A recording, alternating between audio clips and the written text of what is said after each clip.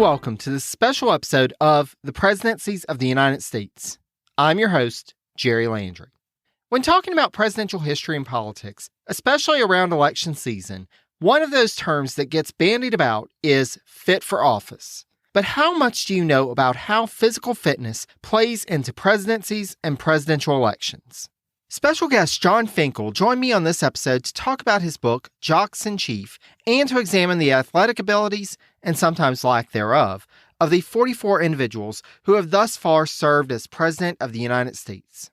John is the award-winning author of The Life of Dad, The Athlete, Heart Over Height, Mean Joe Green, The Dadvantage, Forces of Character, and other works about icons, fatherhood, and fitness.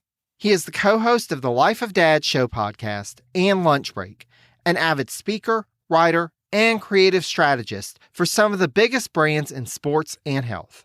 For more information on John and where you can find more of his work, check out the website at presidencies.blueberry, that's BLUBRRY.com. And I'll also post some information on social media. I can't thank John enough for his time and insight, as well as a fantastic conversation. One quick note before we begin. As sometimes happens with remote interviews, I had a technical snafu, and the recording that I had going on my end stopped recording around the 20-minute mark. Thankfully, I had audio from the call, but the audio quality is not as good as was the audio on my end up to that point. My apologies for that, but I hope that won't deter much from your experience of listening to my discussion with John. Thanks to all of you. And without further ado, let's get started. Thanks so much, John, for joining us on Presidencies. Just to kind of start out, I wanted to ask you, what first got you interested in studying the athletic abilities of U.S. presidents?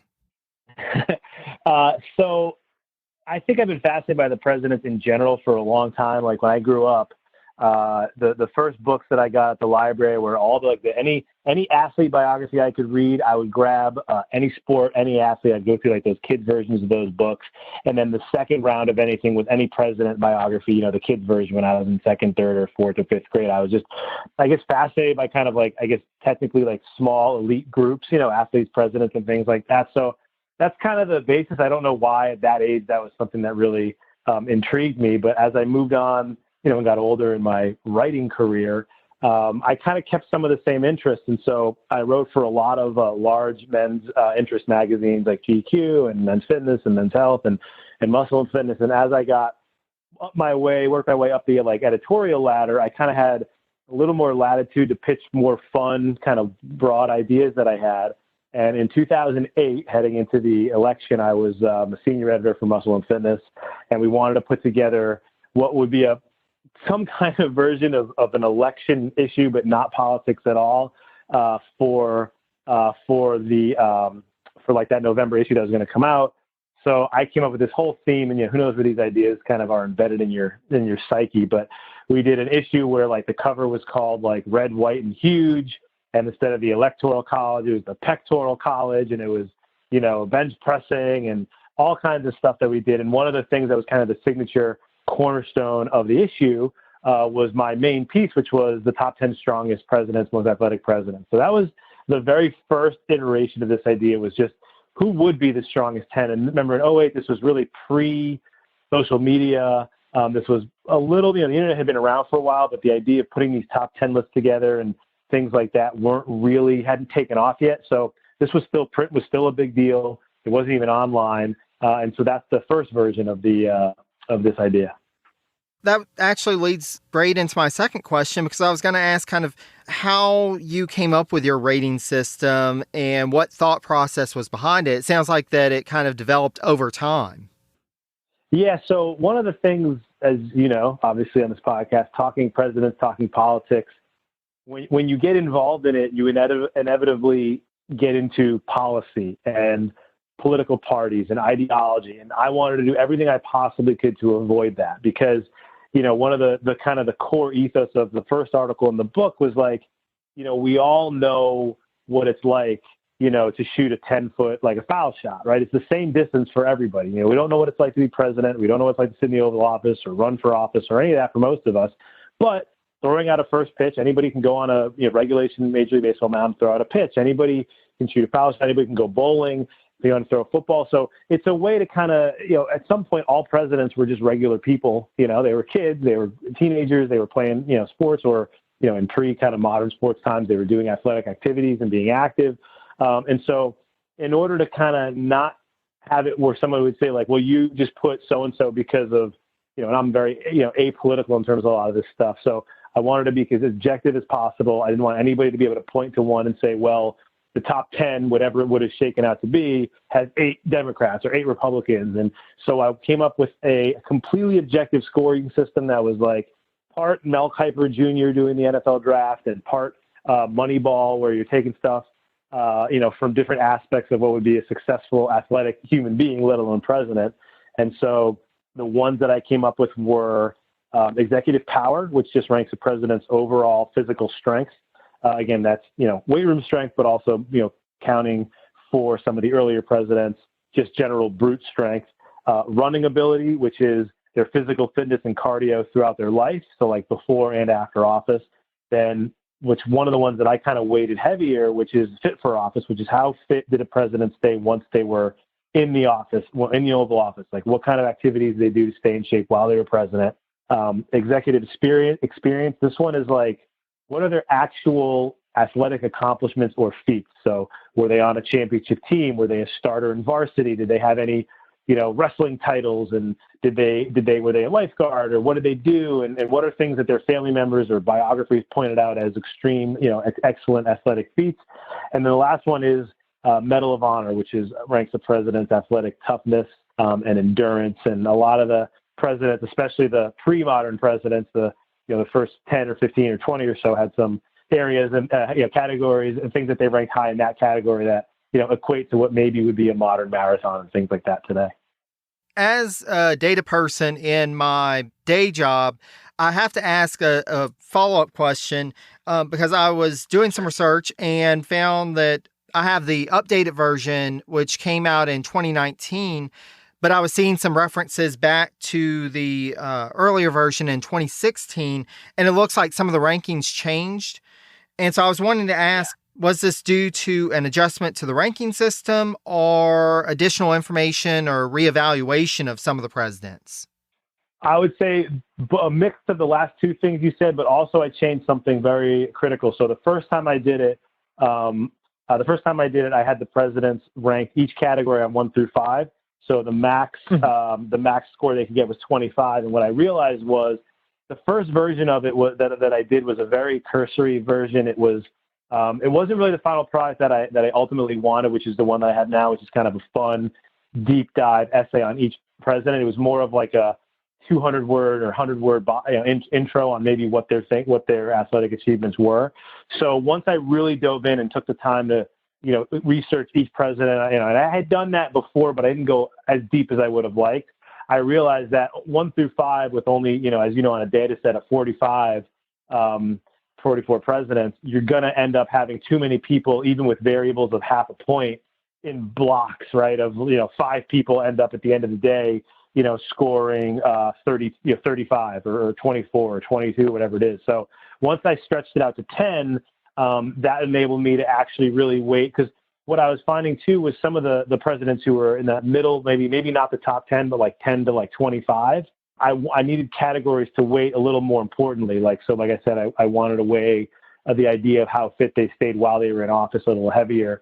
So I might have given, 7 or 8 there and a separation point maybe for a 2 or 3 from some other presidents. So to answer your question directly, the deeper dive on each president allowed me to have more data on each president, which made me realize that a 1 to 5 scale is not really fair to some of the, to give somebody like Gerald Ford, who won a national championship in football, a 5, but then someone who just a couple points below a 3, who maybe played on their high school baseball team. You have to be able to have a little bit more separation for those things. So that's what I did. That's something in studying presidential history. It really is a constant evaluation and reevaluation, and there's always new evidence that comes up. I know with me, with the podcast, I'll get done with something and then I'll learn of a new source. And it's like, okay, can I really work this in, or do I just need to let it go and maybe come around again next time? So I definitely understand that. Yep. Yeah, it's very much that. It's very fluid, and some of the older presidents, their lives, they've been dead for a long time, but you'll find some rabbit hole of a biography that I never knew existed, and then something will come up, or a lot of instances where there was a presidential library, which most of them do have. I reached out to a lot of them. Some I got back, or some got back to me, some didn't. I wanted to avoid getting into this position where I was going to be this 400-page scholarly tome on this kind of thing. So I wanted to have fun with it. So at a certain point, I realized, okay, I'm not going to hear from, Presidential Library X. I'm just going to go with the information that I have. Ultimately, you get to that point, there's only so much that we can know. And I'll get back to the subject of kind of your research and some of the difficulties that you face with that in a minute. But I was wanting to ask, were there any surprises, like a president that you thought would do well, but ended up not being quite up to par, or possibly somebody that turned out to be more athletic than you originally thought would have been? Yeah, there was a couple that came in that front. Probably the number one surprise on the positive side was James Garfield. Because when he became president and the kind of the history of his presidency allowed people to, looking back, there's been a couple books on him, but we don't know a whole lot about him. There's no big movies about him, right? There hasn't been, he's not usually ranked as super at the top of the presidents. He's kind of lost somehow. However, when I started doing some real research, and I actually found a great biography of him, it was called The Life of James Abram Garfield. And it turns out that his dad was like a feared and revered like wrestler and brawler and mauler. And his son basically got that exact same gene. He was not a guy to be trifled with. And so I didn't realize some of his feats of strength. He fought like a dozen guys on a steamship and knocked them off the boat. Like he had to basically fight his way on. And he was an undefeated wrestler for a while. So he was one of those guys who, just because I surely, just didn't know a whole lot about, he turned out to be one of the strongest guys. And he was even, because he was only in office for 6 months, he really didn't get the full weight of what he could have had he stayed, healthy and not been shot and those kind of things. But he was probably the guy that surprised me the most and had some of the coolest stories and quotes about. And that's one of the things that's interesting about studying presidents. With those presidents that aren't president for that long, it's hard to rank them alongside people who served out the entire 4 years or 8 years or longer. But whenever you start to get into their lives, like I'm a big fan of William Henry Harrison, and of course the shortest presidency, but a very lengthy life. Which, by the way, I was very glad to see that Harrison was in the middle of the road. He usually isn't quite that high, so I was pleased with that. Okay, good. Yeah. Harrison, some of these guys, like you said, when they weren't president very long, but they lived a longer life, and maybe, and I obviously I weighted military service and things like that as some of the endurance and things like, and a way to. Because part of it is when you're weighing, a modern president, Obama or Clinton or, George W. Bush or H.W. Bush or any of the last maybe 20, any of the last presidents who were the last 25, 30, 40 years, against the William Henry Harrison or Benjamin Harrison or any of these guys, you have to be able to have a conversation on equal footing. And so you have to kind of substitute maybe military experience for like, high school athleticism and things like that. Definitely. And that gets to another question that I had, because you mentioned in the book the difficulty of finding sources which spoke to the athleticism of some of the presidents. Who did you find to be the most difficult president to research? Yeah, there were a couple of those. It's funny. A couple of them were like a treasure trove of information that I did not expect. So on one side, like a guy like James Polk, there's just not a lot there. That whole no-name president era where some of them you do find they had a high military background, or they had some really interesting things go on, like Millard Fillmore and things like that. But some of the guys where you look at what they did and they look at their life, athletically speaking, there just isn't a whole lot there. Even someone like James Madison, who's been written about a zillion times and is a founding father and a brilliant mind and all that, he was a very small guy. He was a sickly kid. Other than the general, riding a horseback to get from here to there, there's just nothing there. And, he's one of those guys who Perhaps I may have missed an anecdote over the time because there's just, such a volume of work on a guy like that. But sometimes when I was doing the research, I realized, well, I've read now, 3 different giant, versions of Madison's life, old books, new books. I'm Googling, I'm looking through the whitehouse.gov website and all these kind of things. And there's nothing to point to, right? So in some sense, there's guys like that. And then, like I said, there's presidents on the shorter run of things who just, weren't president very long. There hasn't been a ton of scholarly work devoted to their life and their times. And so you just don't have a whole lot to go off of. But some of the resources have, you turn up crazy things, and it's kind of fun. And that's the thing. That's the fun of it. Seeing what you can turn up and having those kind of hidden gems, but then also starting to put it together and starting to see some trends. And along those lines, because whenever you're talking about the totality of U.S. presidential history, that now covers over 200 years of history. So I was going to ask you, in terms of your research, how did you find that attitudes about physical fitness have changed over time, and how was that reflected in the presidents? Yeah, it's really interesting. So physical fitness, like a guy like even, George Washington, Thomas Jefferson, John Quincy Adams, these were guys who very much, if you could just kind of transfer them to right now, you could see them being into what the latest sort of fitness craze or fitness workout is. Jefferson didn't like any sports. Famously, he has a couple quotes that I found where he basically thinks anything with the ball is a complete and total waste of time. Men shouldn't be playing these things. However, he was a lifelong devotee of like long, strenuous walks, 6, 7, 8 mile walks everywhere he went. He believed that it helped clear your mind. He believed being outside was a good thing. Forest bathing, they call it, as they walk through.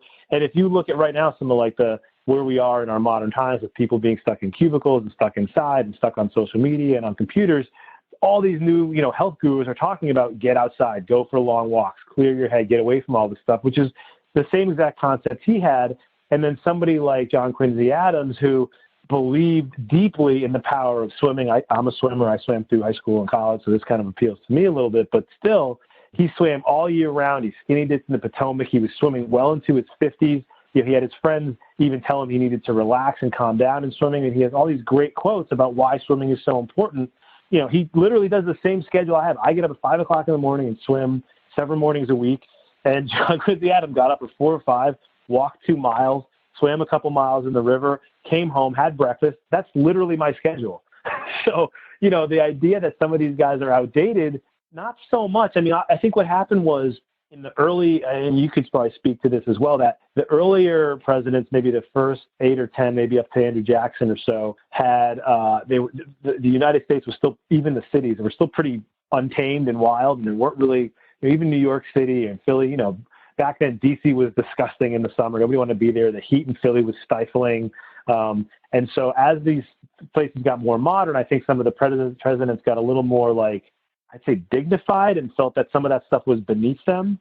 And then it kind of flipped back probably all the way, obviously Teddy Roosevelt, was, a beast when it came to this stuff and was overly, but I think those probably from the 1850s through, maybe after Lincoln, a lot of those guys did not put a price on that. A lot of those presidents were lawyers by trade or politicians by trade or businessmen by trade. And then it kind of turned a little bit at the coming of the 19th, or I guess it'd be the 20th century, the 1900s, where you have someone like Roosevelt who's into all basically all the modern sports. And after that, football, swimming, these are the sports that start taking over. Baseball, the modern sports start taking over. So I think the attitude is, being physically robust and healthy at the early part of the beginning of our nation was extremely important. And then maybe there was a little bit of decadence and hoity-toityness going on, and then it kind of got back to it. Does that track what you would think? Absolutely. I can, because, and that's one of the things that I think that we in the modern day, the 21st century, we have trouble picturing what the day-to-day life was, even for people who were well-to-do. In many respects, they were still much more physically fit than they were taking these walks. They were riding horses for miles and miles on a regular basis. John Adams was having to chop firewood, working on a farm. And it's hard for us to understand. It wasn't, in some cases, it wasn't them thinking, oh, well, I'm going to be physically fit. It was, this is what I've got to do. And physical fitness was just a byproduct of that. Absolutely. Yeah, a lot of them didn't, it's not like now where you join a gym and I'm going to do cardio for an hour, I'm going to go lift weights for an hour. This was their part of their life. If you wanted to get from place A to place B, you walked. And you could have a car, you could have a horse and carriage and do all that kind of stuff. But, like you said, Adams, he had a farm to work, and John Quincy Adams, they had ways to stay on top of their game just like we do now. And whether it was walking or, wrestling or, Lincoln famously throughout his campaign played handball as much as he could, even on, the decision of one of the delegate nights. This was just, they didn't have, Twitter, right? They weren't going on YouTube to see what videos would play. They were bored. They were in stuffy clothes all day. One of the things that I kind of noticed from a lot of them was, just like now, most of them hated with a passion going to meetings. They hated dealing with the different chambers of Congress that they created. They couldn't stand it, just like we couldn't. So, they're sitting in a custody. They had a whole different, the clothes they wore were exceedingly uncomfortable. And so the idea of going for a walk through the woods, going for a hike, going for a swim, playing handball. Washington has the famous story, it's in my book, but it's famous anyway, of him, pitching that iron rod where his soldiers would, one of the games they played would just take this giant iron rod and see who could throw it the farthest. And apparently this was a huge skill back then. Then Washington was by far well known as the strongest man in the colonies. He was an undefeated wrestler, and he came out and trash talked him and threw it farther than anybody else ever had. And this is what they did. It's just the same exact thing. These guys weren't all, we look at them, I think sometimes as the monuments of being, at their old age. So you think of Adams and Jefferson and Lincoln, and you think of them in their, Lincoln's age when he died was younger, but 70s or 80s for some of these guys.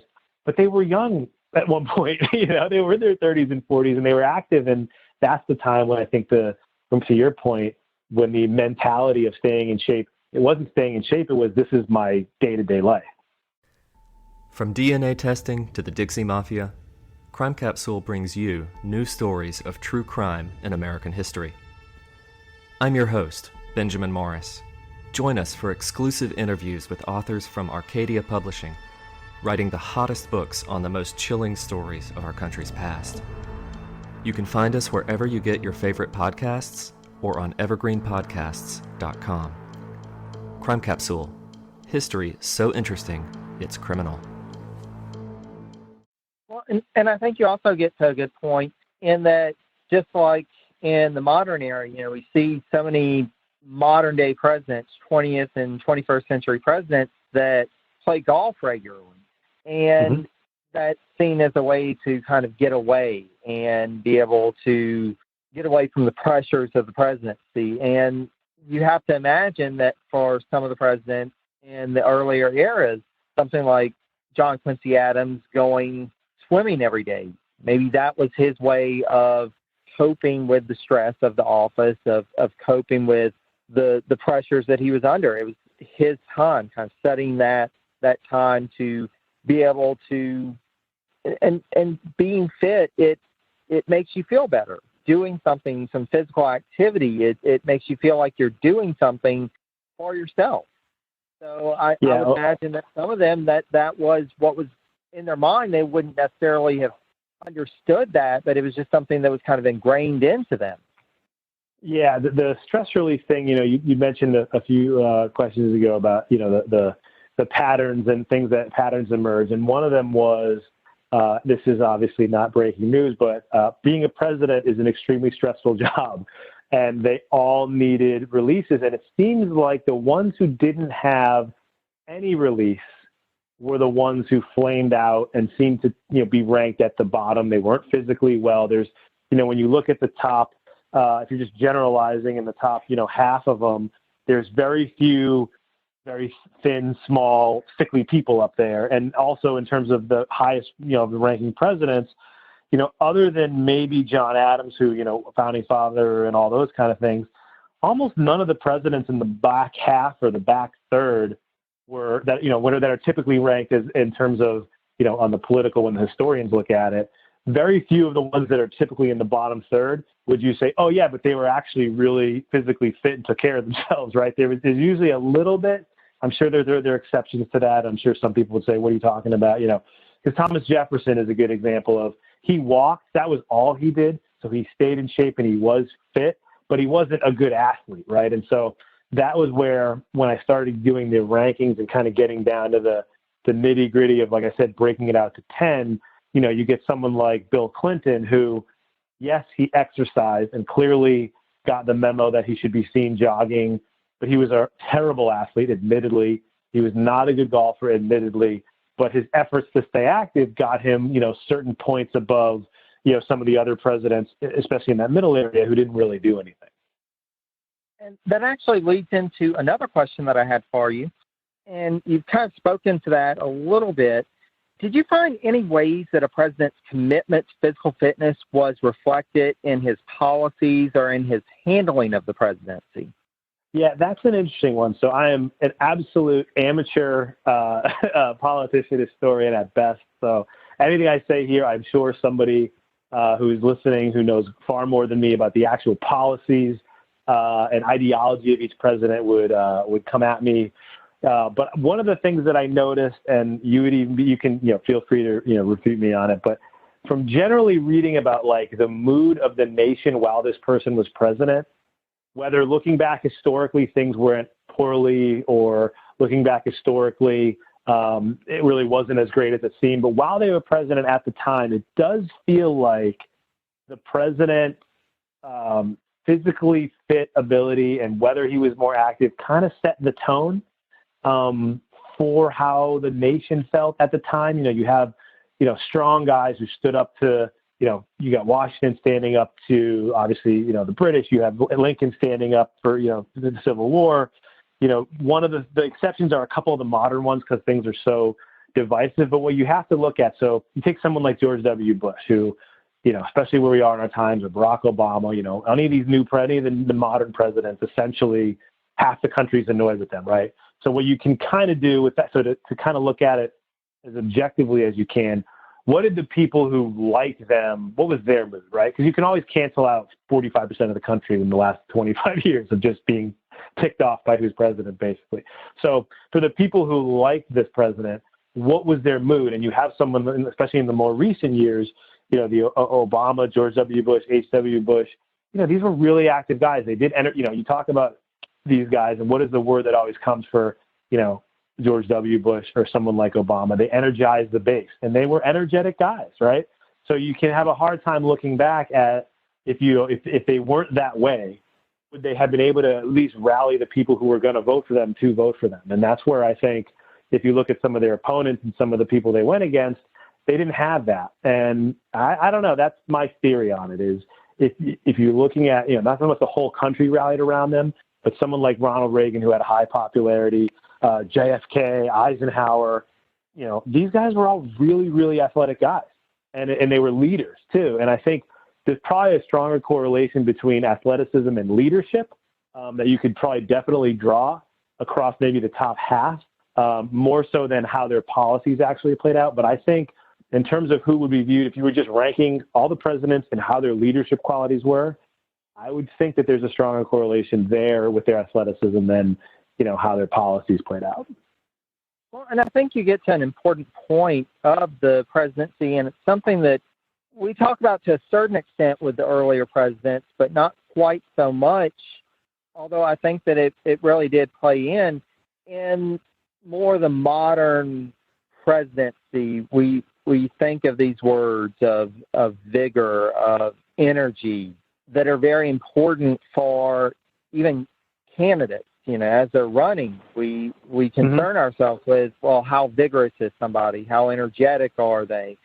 It's so much about that image. And then that plays into, well, are they going to be able to get things done? And I think that there is a correlation within the modern mind that even in certain cases, case in point, William Henry Harrison, here was the oldest person ever at that point to become president. And he broke tradition in 1840 to go out and actually campaign. It wasn't something that was done back in the day, but it was felt that it was important for him to do to demonstrate that he was vigorous enough to be president. And with his inaugural speech, one of the reasons why he spoke so long, why he didn't have a coat on, was to prove, he was up to the challenge. He was physically up to the challenge. Afterwards, after he became president, he was seen around town. He went to the farmer's market, again, to demonstrate this physical prowess. And I've kind of had that in the back of my mind for a while, and it might be something that I'd like to explore in more depth in future research, but just this idea of physical prowess and seeming presidential in the early republic, the antebellum period.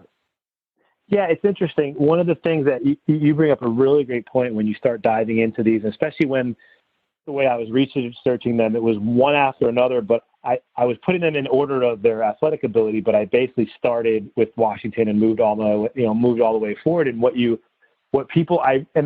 hate saying things like what people don't realize, but a lot of people either learned it and forgot, or it's not on the top of their mind, and they didn't just research a book about it. So it's no fault if they don't remember it. But you're right. The humility was, you didn't actually say, no one ever said, I want to be president. I mean, Washington pretended he didn't want it. Jefferson pretended he didn't want it. They all pretended they were going to retire, and, oh, you have to drag me in. And, if you just pull my arm hard enough, I think I could do it, and I'm not up to the task. And it is the dead opposite of what it is now. You've got however many they started out in the Democratic field, 19, 20, whatever the number was, basically all screaming at the top of their lungs, I want to be president, which is the complete and polar opposite of the first, 15? They never said they wanted to be president. They had to be dragged into it by their party, if there was a party. And then the other thing that's funny is people don't remember the vice president, the second place person just became vice president. There weren't actual parties for a little while, and then there were parties, and then they kind of got drafted to be president. And then when you look at some of the earlier guys who became president, it was basically next founding father up, right? But they also weren't unanimously loved. There was guys like, Calhoun and William Jennings Bryant that ran over and over and didn't win, but they were out there, like you said, fighting for a different version of what they believe in, a different political party. But it's just fascinating, the idea of they had to be strong. For so much of the early history, it was military success puts you on, national military success or success on a national scale puts you on the path to the presidency. You've got so many of the presidents that end up doing that you look at it, and that was almost a qualification, right? Most of them didn't even have to go to college. Andrew Jackson and Lincoln, all these guys, they fought their way through to be known. I mean, Lincoln wasn't a military leader until obviously he was president, but they didn't have, the resume didn't matter. That matters now. It wasn't what are you checking the boxes of an Ivy League school? Are you checking the boxes of being, which state, or were you governor or whatever it was? It was kind of, and you probably know a little more or a lot more than I would on this, but the number of them that had, were generals or had military victories in the 5 to 10 years before they became president, that was the biggest thing. And now when you look at it from a modern perspective, we don't have presidents, who served anymore, or at least who didn't serve to the point of, the last general who became president, right? That's not, I don't know if the public is thirsty for it or not, but if you look at the candidates now, seemingly it's just not that big of a deal. And it's interesting how these things kind of go in ebbs and flows, because we have certain periods of presidential history where we end up with a good many folks who were at that general status or at least a high-ranking military official, and then we'll get into a period where they not so much. So it is fascinating how this changes. And to kind of speak to that, I actually wanted to ask, who was your favorite president to research? Well, going into it, and it's probably one of the guys that excited me about the process was Theodore Roosevelt. It's just, there's such a body of work there. And I'll give another answer too, because I feel like he's the layup answer. But Teddy Roosevelt, when you talk about the topic we were just on of the difference between the modern presidents and the presidents in the early part of the 17th century or the 16th century, 18th century as they were coming in, They just lived their life, and they were kind of whatever the moment was they rose to. Teddy Roosevelt sought action. He wanted to be known. He consciously made a choice to be known as a man of action. He had asthma as a kid. He wasn't that big and strong, so he taught himself to fight. He wanted to have military service, so he created the Rough Riders. I mean, he very much used his platform to prove himself to be robust, and he's got enough quotes. He was a voluminous writer. He was a preservationist and naturalist. But the fact that, like, the little stories that I found were when he was, was mayor of New York or whatever it was, when he would bring in like heavyweight wrestlers to spar with him, and he would bring in MMA, dignitaries from, Japan to teach him, judo and things like that. Or he had no problem getting hurt and taking a punch. He loved being outside and kind of testing people. And that to me was one of the absolute coolest things you could find. And then my tie for the next one is just the stories about Lincoln wrestling are just awesome, right? Like, if people picture him as this kind of older, the top hat, the voice, even if you saw the movie Lincoln, they don't really talk much about his physicality. But when you read about his days, the Illinois rail splitter and all that stuff, he was 6'4" and kind of shredded from what the descriptions are. He beat up pretty much every tough guy in every town he was in. He was undefeated for years as that hook and collar wrestling. He was a street fighter. He took on all comers. He talked smack. The guy he worked for would basically stud him out to have fights, and then they would gamble and bet on him. And this is like our most revered president we have. It's unbelievable. Can you imagine, like, right now, any of the candidates, I know everything is different, but if they spent a significant portion of their life fighting for money, not even in boxing, like on the street in bars, it's incredible. Well, and I think you get to a point that, because Lincoln, that was one of his appeals at the time, the Illinois rail splitter. That was part of his image, and yet in the modern era, we don't think of him like that. And to your point that you mentioned earlier, we think of Washington and Jefferson and Lincoln as kind of these larger than life figures up on a pedestal somewhere. We don't really think of them as physical people, but they were. In many respects, some of these presidents were very physical, and people at the time would have seen them as such. TR, on the other hand, I think that's still part of his image nowadays. This Rough Rider, this larger than life figure that is very physical. I think that still manages to be a part of his persona even now, as it was during his time. Yeah, and there's a couple of of issues where a guy kind of took a hit for something that wasn't perceived. So one of the theories that you talked about earlier, which is how does being the sort of the masculinity and the strength and power play into the appeal for voters of a president and then his actual presidency. But you've got guys like when Jimmy Carter, who was a pretty accomplished runner, collapsed at a race from basically heat stroke at the time, especially with the malaise and the way the country was in, thinking it really hurt him in the national. It was, people didn't realize he ran in the Navy, and he was, he ran regularly 3-5 miles. He was a tennis player. Like, he was a very good, he was cardio. He was a fit guy. He took care of himself. But that was kind of an unfair symbolism of him at the time, because he collapsed during a race, and he shouldn't ever, presidents shouldn't do that. It was not that he was doing the race, but the fact that he collapsed in it was a big deal. You had, Gerald Ford, who was by far and away, at least on the modern side of it, the best athlete we've had in the presidency. He was kind of a klutz because he fell a little bit, but he was an avid swimmer, football player, boxer. He was an absolute coordinated guy. And then you go back to some of the earlier presidents where, Franklin Pierce, fainting Frank, like he fell off a horse and it crushed his leg and he fainted from the pain and literally never left him. Like that, that one mishap, and he didn't have a whole lot of other accomplishments to, base at least his athleticism on, and he's not ranked very highly as a president, but that hurt him. That image of him passing out, it's just not the image that people had, especially when they didn't always see their presidents in person, that people have. And I think it really, it can go both ways. If you have that, if you have the idea that someone like Washington, who, there's that line, I think it was Joseph Ellis's book, or one of them says that if you if you took every leader of every country from that time period and stood them next to each other with their shirts off, the only one who you would think was the king was Washington, because he was a head taller, he was broad shoulders, he was muscular, he looked like the ideal of a Greek god, Greek leader.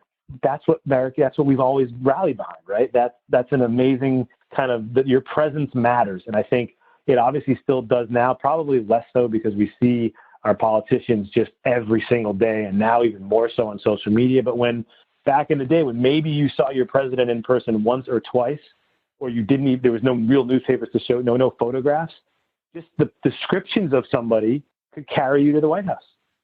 Definitely. And that really does, if you have a chance to see the president once, if you've got a president that's really physically imposing, like Washington, even Lincoln, as tall as he was, that physical impression stays with you, because maybe that's all you really know about them, but they look like a leader. Well, and I think that some folks who study presidential history may be surprised at first hearing that TR ended up not being at the top of your list. Yeah, he's not number one. So when I got to, so basically I did two things. I did the research for the whole book, and I was completely and totally, objective on all of the scoring, and I let everything shake out where it shook out. And then the only thing I did was kind of reserve for myself, before I published, like, the right to reevaluate the top 6 or 8, because that's really where the first, of all the presidents out there, of all the 44 rankings, basically up until the top 10, maybe 12, you're not actually talking about real, what we would modern day call athletes. The feats were weighted, and they worked, and they had, physical fitness, or they were skilled at certain things, like the U.S. Grant, right? For their time period, if you asked somebody who was the best athlete, they would start telling you who was the best horse rider they knew. That was kind of how they did it. And he was the best horse rider at West Point, by and large, like the best horse rider in the Union Army. He was the best. He was essentially the Michael Jordan of horse riding back in the day. But in our modern interpretation of athleticism, he was not a big guy.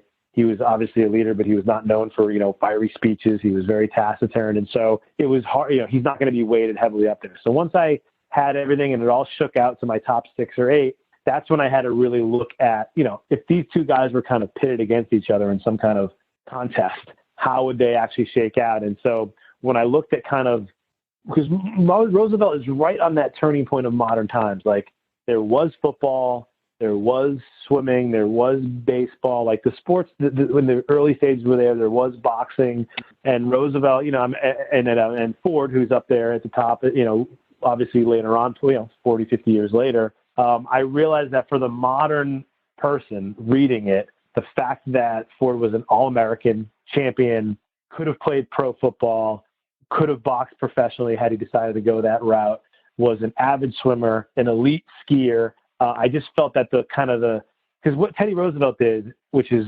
genius, and I'd like to get your opinion on it, but he was all the things he wrote about. He was, extremely athletic, fought. I mean, he did everything he could to be the best athlete, right? He built up an incredible brand, right? He boxed, he wrestled, he hiked, he fought, he did all these things, but realistically, he probably wasn't a great athlete. He just pushed himself to try all these activities. It's not like he went into boxing and boxed at Harvard and was the best boxer at Harvard. He actually wasn't very good, right? It's not like he decided to take up MMA or, back then judo, and became a judo champion. It wasn't like when he started sparring with the champions from, who came into town, he was beating them up. So I think he was extremely interested in physical activity. I think he was probably the most physically active. But if you're actually talking about the best athlete, realistically, I don't think he could hold Ford's Jock as an athlete. And that's why I had to kind of wait it a little bit. And I think you're very right in that assessment. With TR, he was very broad in his interest in so many things, including physical activity, but he never really delved deep into it. And it wasn't that he was necessarily good at it. I mean, and you look at examples like people always talk about his trip to the Amazon, his safari in Africa, but then you start to look at the details, and it wasn't that he really knew what he was doing.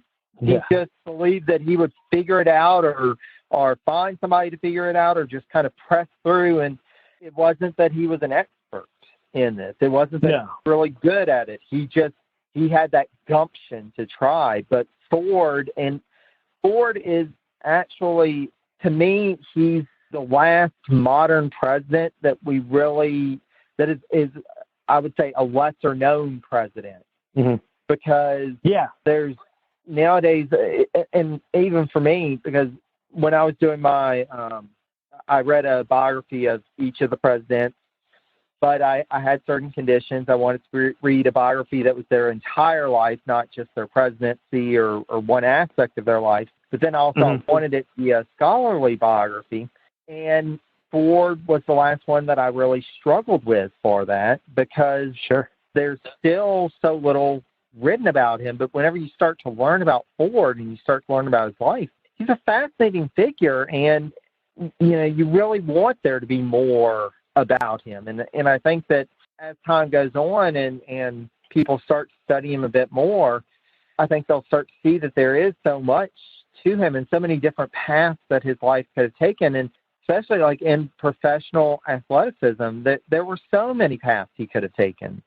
Absolutely. Yeah. He was a legitimate big time athlete. I mean, it's not like he played at some small school, Reagan, you look at him on paper and it's like, oh, he played football, he swam, but he played football at Eureka College where he swam, he was okay. It was not some big time college football. Ford was at Michigan, and this was as big as it gets. George H.W. Bush played baseball at Yale, which back when Yale was in the College World Series in 2 years, the 2 years he played there. So that's where, when I got to the top of the list, I started, some of the people who, if you mention the presidents who are athletic, a lot of them be like, oh, JFK, right? Like, he was always active, but realistically, aside from his back problems and pain and all that kind of stuff, he was, the quotes that I found about him he was on the Harvard swim team briefly, but he was not very good. He was extremely skinny. He did not play football very well. He was a really lanky guy. So we have this image of him throwing the football at Camelot, outside with his shirt off at the ocean. And he was, when he had to be an exceptional swimmer, in the war, I'm sure those stories of him, swimming 2 miles, dragging some of his shipmates to safety after their boat got hit. He was able to muster that, and that's where I gave him a lot of points for. But in terms of being an actual good athlete, he was not a good golfer. He wasn't really good at a lot of this stuff. So in terms of presidencies, it puts him in the top 10, but he wasn't super athletic.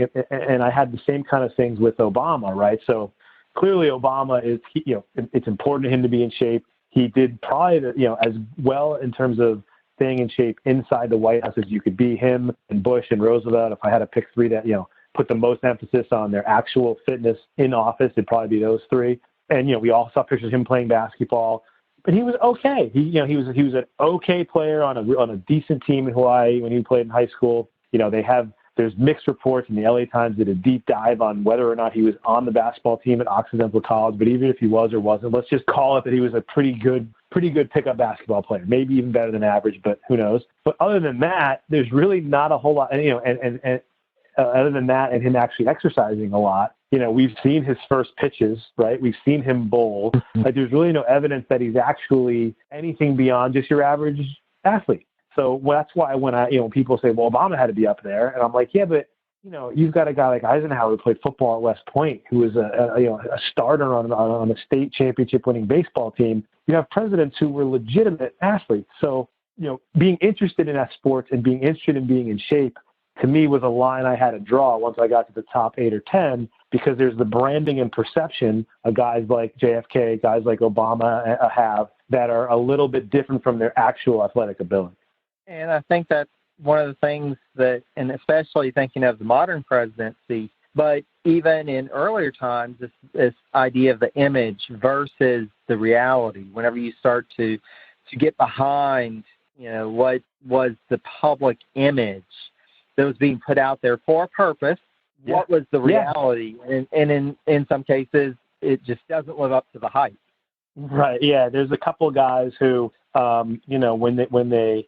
when you do a little bit of a deeper dive and you just kind of hear things as, when you start, there's a lot of lists that people have done of the most adventurous president and the most outdoorsy president and the most this president. And for a little while, as I was researching, I kept hearing things like, Calvin Coolidge was sneaky athletic, or he was active and, more active than you'd think. And I was looking at it, and, he was into fly fishing. That's sort of an activity, and, that's fine. It's great, but it's not really a show of athleticism. And he hated golf, the one thing that he was, that all presidents were trying to get into, especially at that time, period of his presidency. And then you find out that, like, his number one form of exercise was riding an electric horse, basically like the treadmill version of a horse in the White House. And you're like, oh, so, they were trying to build up some kind of brand around him being, physically active, but really you're talking about fishing and riding a fake horse in the White House. These are not things that are going to put you at the top of an athletic president list. This isn't, playing football for a major team. Yeah. There's a bit right. There's a bit of a gap there from Harry Truman, who walked 3 miles a day at a specific pace, and George W. Bush, who actually ran a marathon in his 40s, like under 4 hours.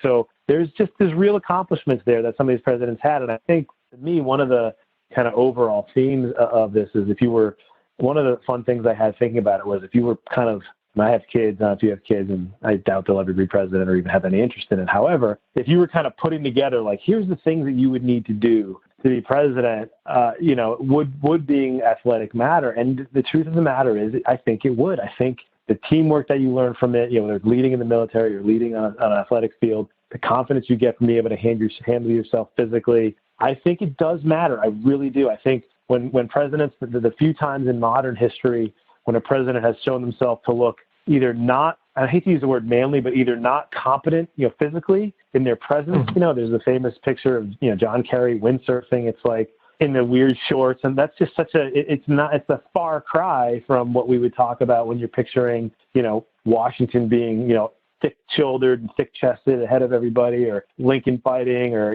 Roosevelt, what he did, or even, Obama in the weight room. You just can't overcome some of these images. And I think as we move, whoever the presidents become, whatever happens in this current election, or 8 years from now, or 16 years from now, I'll be curious to see if there is a president who comes through it, because, one of the most likable things about Obama when he ran, regardless of the political party you are for, is the camaraderie he had wherever he went. He found a pickup basketball game, or he would invite people to shoot around with him. That is about as a most relatable thing as you're going to find. Every neighborhood in America has hoops all over the place. And there was a guy who you could go talk with him while he shot hoops. And that image, for a lot of people, is what mattered, right? He wasn't, despite the fact that he went to an Ivy League, and despite the fact that he was a lawyer, and all the things people sort of want to check off as elitist things, the fact that he liked to play basketball was a big deal. It was a really big deal for a lot of people. It endeared him to the ESPN crowd. It endeared him to people who just like sports. At least there's that one thing I can relate to him on. And, as you mentioned earlier, I think a lot of presidents try to use golf that way too, or at least, did until recently, when now there's golf trackers for every president and who played how much and all that stuff. Absolutely.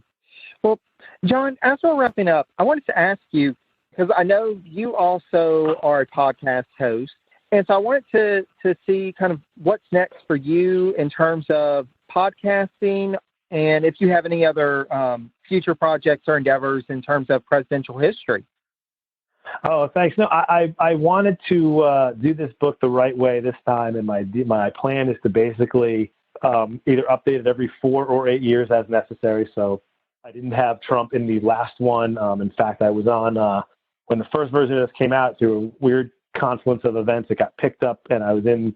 It got put in the New York Post, and then I ended up going on CBS this morning to talk about it, and it was right at the thick of Hillary and Trump running for president. So I knew I was going to have to include either one of them, and so obviously I had to include Trump. And if he wins again, I guess I have 4 years off, so I don't have to add a president. And if it's somebody else, then I'll add them. But my plan was to kind of make this be the basis, and then every 4 or 8 years add to it.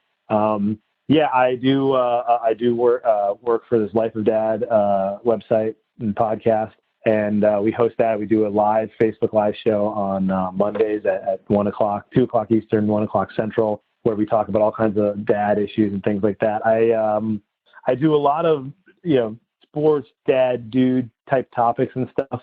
But ultimately, a lot of what I do is in my newsletter. My newsletter is called Finkel's Fast Five. You can sign up at johnfinkel.com or even on my Twitter at John_Finkel. And that's really just a weekly newsletter of like book recommendations, movie recommendations, workouts, articles that you might have missed. Kind of like if your well-read, meatheady, movie-loving writer friend sent you an email every week, that's what it would be. And my next project, I have 2 book ideas out that I don't like talking about before they actually go in the sports space, and I will see how those go. Hopefully, in the next month or so. But I always have a few book ideas going, and then we'll see. This book, people like to talk about it. There's a couple versions of this that I thought I could do moving forward, and I'm open to any ideas of people who read it.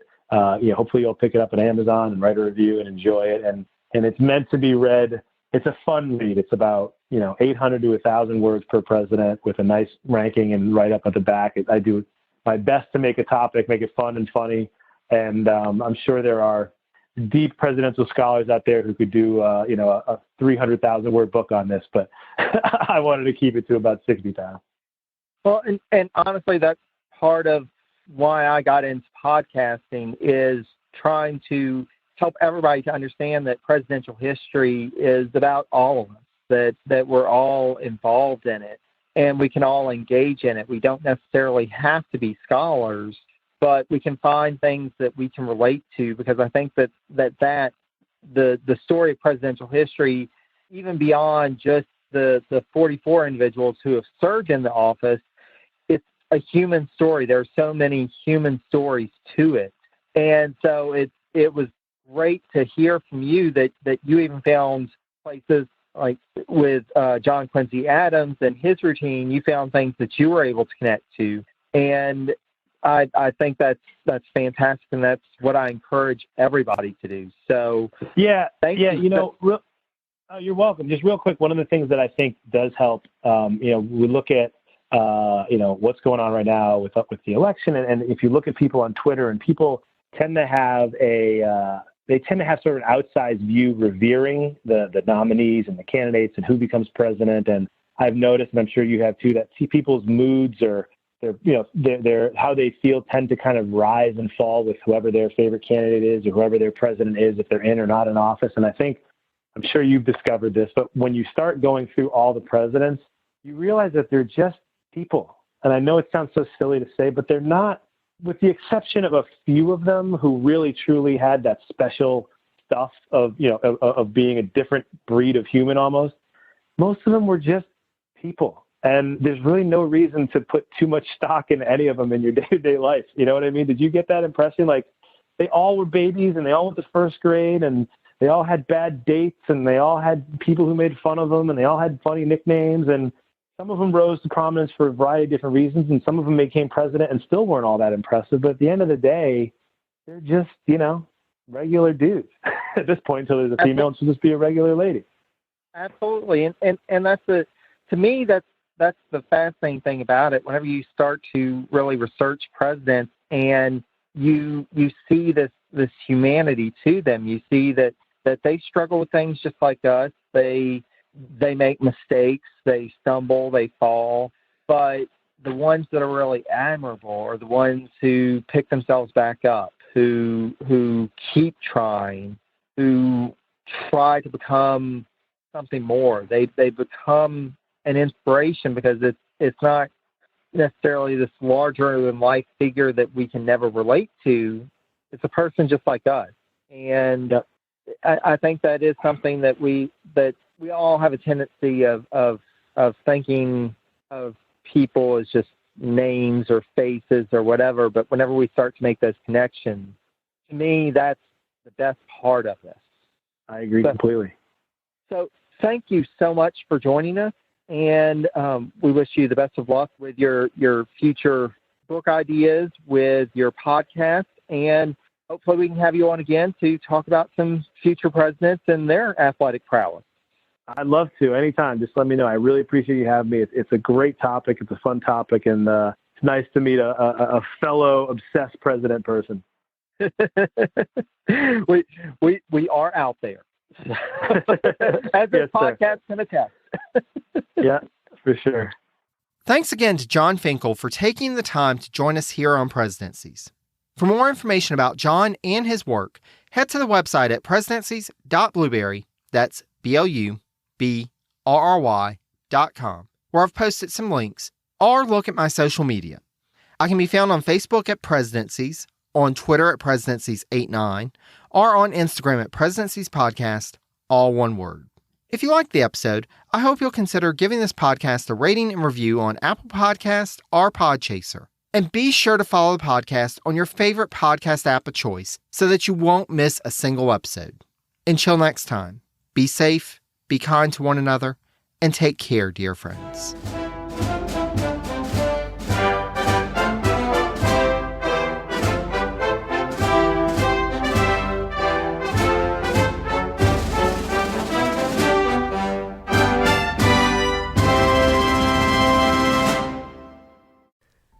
From DNA testing to the Dixie Mafia, Crime Capsule brings you new stories of true crime in American history. I'm your host, Benjamin Morris. Join us for exclusive interviews with authors from Arcadia Publishing, writing the hottest books on the most chilling stories of our country's past. You can find us wherever you get your favorite podcasts or on evergreenpodcasts.com. Crime Capsule. History so interesting, it's criminal.